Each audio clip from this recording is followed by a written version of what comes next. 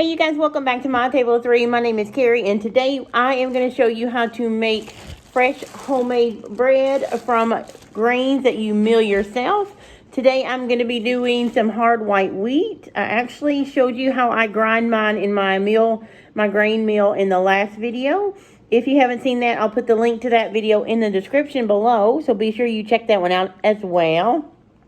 I believe it's called my Azure standard, or grinding my own grains, something like that, but I'll link below. Also, this is not my recipe. It is a recipe that I discovered from Grains and Grits. Felicia over there is fantastic when it comes to teaching us all about how to grind our own grains, including hard white wheat. This bread recipe is hers. It is turned out fabulous every time. We love it, and I hope you love it. So let's jump in the kitchen. This first part is going to be me mixing up, just getting the yeast and the water ready to go into the recipe. I had a little slip up with the audio and stuff, so I'm going to play some music over it. Just know that I'm going to be adding water, honey, some oil, and then 3 cups of flour, and then we're going to let that set for 15 minutes after we mix it up. And then I'm going to show you how we mix it up. Now, the full recipe will not be in this video, just me mixing it up, because it is her recipe and I want her to get credit for it. So check out the link to her recipe over on her channel below. So without further ado, let's jump over to the kitchen and get started where I left off.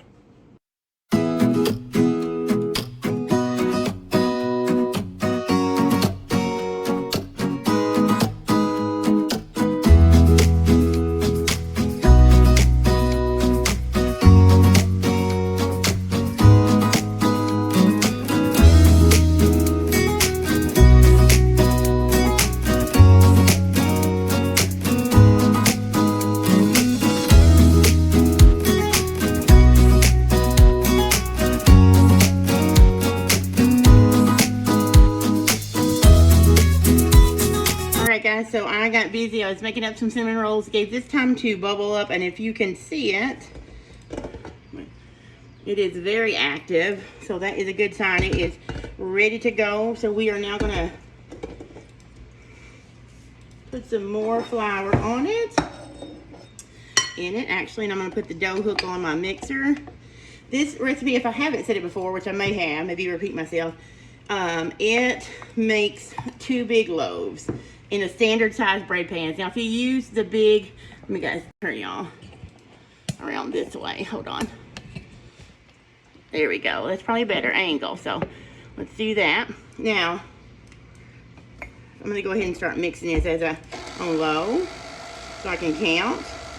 I use just cheap store-bought from Walmart bread pans. If you have the bigger Pullman pans, I don't know if this would make 2 big loaves. It may just make 1 large loaf, but I'll show you my standard pans when we get ready to put this in it, and you'll see they work perfect. I don't have anything fancy, although I'd like to have those bread pans. What I have works fine. So if you haven't cooked with fresh milled wheat before, I'll just tell you it is a learning curve. So it's not like cooking or mixing bread with the store-bought flours. If you have, you know what I'm talking about if you've made it before. So I'm adding the flour 1 cup at a time. And I'm just going to kind of watch it. You don't want to over flour it. You want to make sure when it starts pulling away from the bowl, that's when you know you have enough flour in it. And hopefully I've milled enough here. I think I have. And I'm also going to go ahead and add in the salt. It's very important that you don't forget the salt. I have had that mistake before, and it just doesn't taste good, guys. The bread just does not turn out good. You can ask my family. I was so disappointed the first time I made this. The bread turned out beautiful, so it was not her fault. It was my fault for leaving the salt out because it just didn't have any flavor. I'm going to go ahead and add some more of this. Looks like I may have just enough. I'm going to let this knead for a second. I'm going to get something.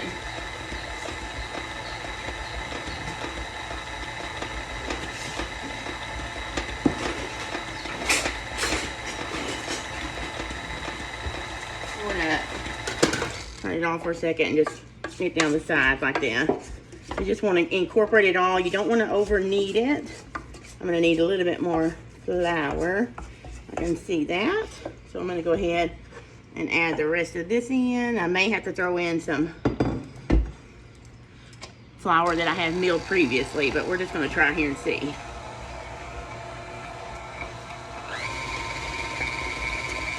Actually, I think that may be good enough. You see how it's pulling away from the side? You can't really see. Let me turn it.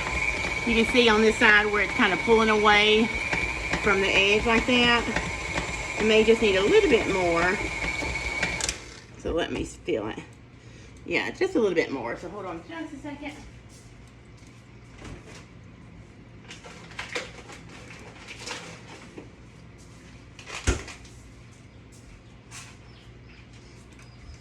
I have some flour that I had over here that I had milled previously. I'm just going to get a little bit of that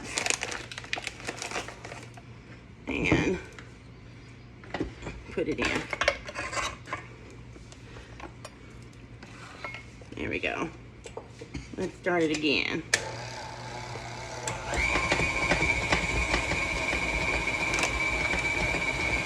Normally, this was extra whole grain flour that I had milled. I didn't think I was going to need it all, but I did need a little bit more. So I stored in these Mylar bags if I have extra. And I'm going to start with this. But I try not to have extra because the wheat, once you mill it, it automatically starts losing nutrition. Right now, it's a whole form, so it has very good nutrition. So it's a little bit sticky, but I think I'm going to stop there and knead it. This needs to need 10 minutes in your mixer if you have a strong mixer, or 20 minutes by hand. I am super lazy. Let me turn you up. So I am going to knead this for 10 minutes in my KitchenAid, and when it gets done, you'll see that it's a beautiful dough. You can work with it, it's not sticky. And when we come back, I'll show you just that. All right, guys, so it is done mixing for 10 minutes. I'm just going to plop this big piece of dough out of my mixer. And you see now it's not sticky at all. That is the power of that gluten developing. So I'm just going to knead it just a minute or so, and then I'm going to divide it from my pans. Dough feels really good. You can see it, not sticky at all.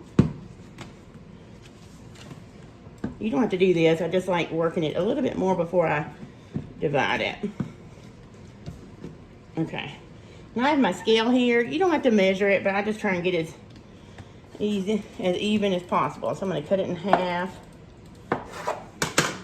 Make sure it's on. I'll do it in pounds and ounces, I guess. 215. 212, so that we are good to go. I'm not going to go fuss over a few ounces. So here are the cheapy old pans I told you I used. Both of these. This is an Anchor pan from Walmart. We got this back probably 15 years ago when we got married. So now I'm going to get my rolling pin real quick.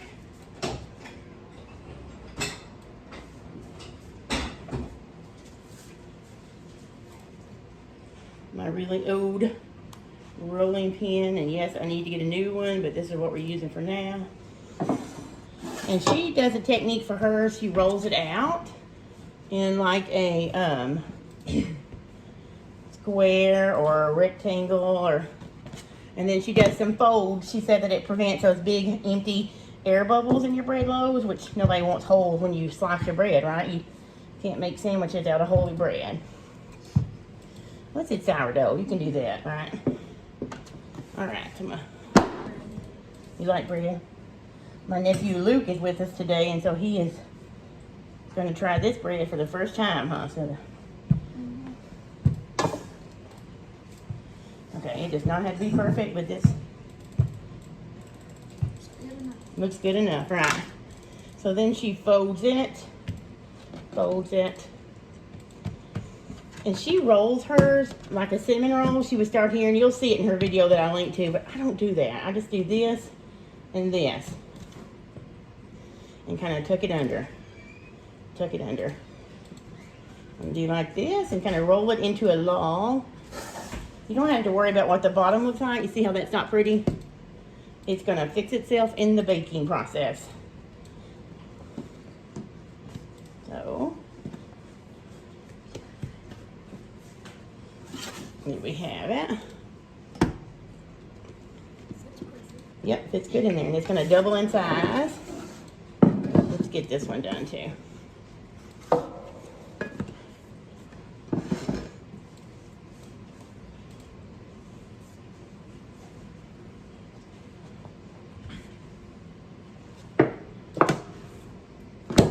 I think I've told you guys about this old rolling pin before. Thank you, Luke.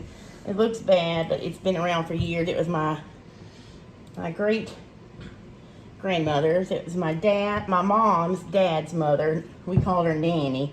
I need to retire it, but I haven't so far. Still works.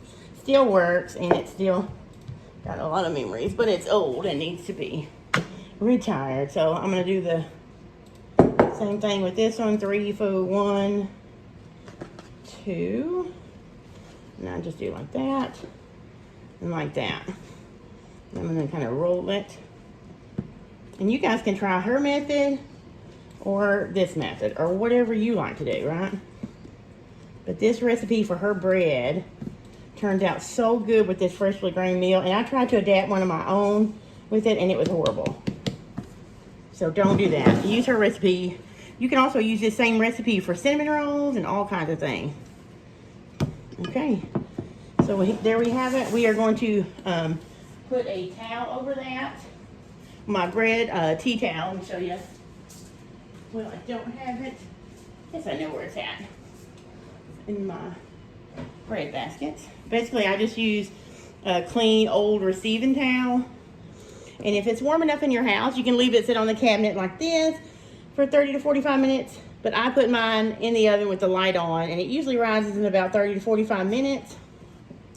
And you just want it to double in size, and it will come up over the pans. She says about 1 inch over the pans, and then it is ready to bake. So I'll be back when it rises and show you what it looks like. All right, so it's been 30 minutes. You can see how, yes, I have cinnamon rolls rising too. So that one did. And here's my glass pan. It always rises so much better in this glass pan. I think it's a little bit smaller, but I'm going to take these out, take those out, and preheat my oven back there to 350, and then bake these off for 35 minutes, and I will show you what they look like when they come out baked. Don't those look good? Okay, so these loaves are out of the oven. I took them out of the oven after 35 minutes. I let them sit in their pans for 10 minutes, and now they have cooled for about an hour. You can see how good they look. This is the one from the glass pan. They're pretty cool, but I'm going to come back. I'm going to let them cool for another 30, 40 minutes, and then I'm going to come back and show you what they slice up like. All right, guys, so we are going to slice the bread. It's had time to cool, and the guys are hungry, so we're going to have it for lunch with our salmon. But I wanted to show you what it looked like and how easy it cuts. Look at that.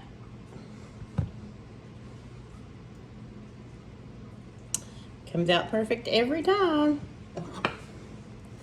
So I hope you guys will click the link in the description of this video and go over to the Grains and Grit channel where I got this recipe. Again, I'll have that link below, and you can check out how to make this perfect yeast bread from your freshly ground wheat.